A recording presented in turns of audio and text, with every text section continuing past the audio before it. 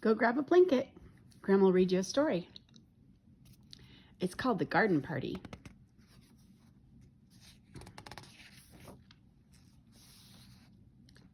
Mrs. Trotter was trimming a wonderful hat to wear to the garden party.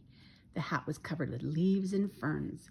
Mrs. Trotter had hired a parrot to sit on top. Little Rosalind Trotter was sitting by the window with her friend, the Breeze.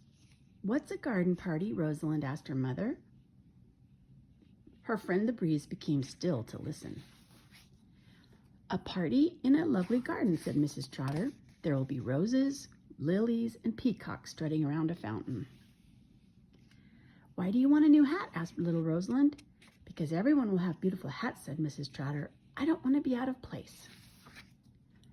"May I come to the garden party?" asked Rosalind.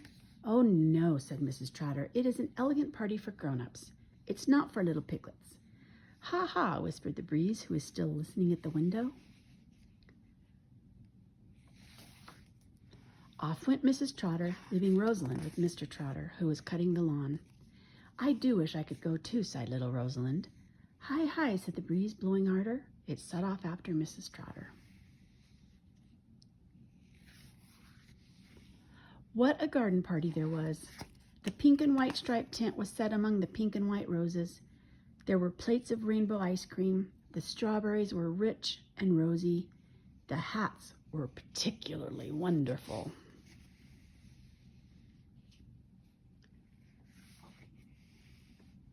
Mrs. Pig Snout had a hat with the rose trees growing around the brim. Mrs. Wobbletrot had a hat with a fountain coming out of the top of it and water lilies to catch the drops. Lady Bacon had a merry-go-round hat that played a tune. Mrs. Curlytail had a hat covered in tame butterflies. The parrot on Mrs. Trotter's hat said clever things. Every now and then she gave it a strawberry. The Breeze wandered through the garden. It saw a hat with a windmill. "Ho, ho," said the Breeze, stretching itself into a wind. "Dear me," said Mrs. Porkerswine. "The wind is getting rather strong." The wind blew harder. Off went Mrs. Wobbletrot's hat, spinning up, up, up into the air. Off went Mrs. Trotter's hat. The parrot flew back to the jungle. Lady Bacon tried to clutch her hat, but the wind was too quick for her, and it whirled away with the rest. Oh no, what a mess. "Help, help," everyone cried, hurrying, scurrying for the tent. "Hee, hee, hee," cried the wind, and it snatched the tent away up into the air. Oh no.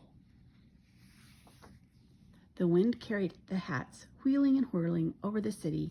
Then it got tired of them and let them fall down, down, down. Mr. Trotter was mowing the lawn. Out of the air fell many, many hats. There were hats with flowers, hats with fountains, hats with butterflies and birds.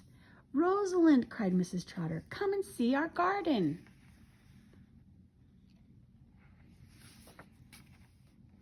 When Mrs. Trotter, all tossed and tumbled, came home without her hat, she found Mr. Trotter and little Rosalind having a lovely garden party on their own. The end.